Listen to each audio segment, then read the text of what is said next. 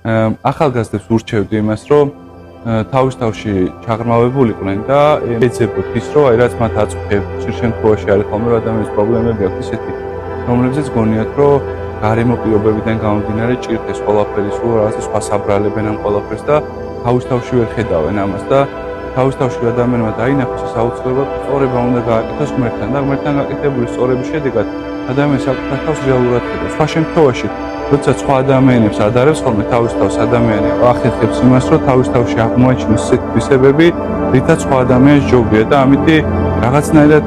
კიდევ უფრო მეტად გადაწევს ხოლმე იმ მდგომარეობას, რომ ღმერთამდე მივიდეს ადამიანი. ღმერთის წინაშე ჩვენ ყოველს მომრავი რამე გვაქვს შესაძლებელი და ღმერთი ამ ყველაფერში მოულოდნელია და გველოდება, რომ ჩვენ რომ მივაქვს ერთნაბის გადავდოთ ღმერთის წინაშე, ღმერთი ათნაბის თავს ჩვენზე და გვიხუტებს და გვეფერება და ღმერთი არის მუგეშინის მცემელი, ღმერთი არის სიყვარული და ამ სიყვარულში ყველაზე ბედნიერები ვართ ადამიანები.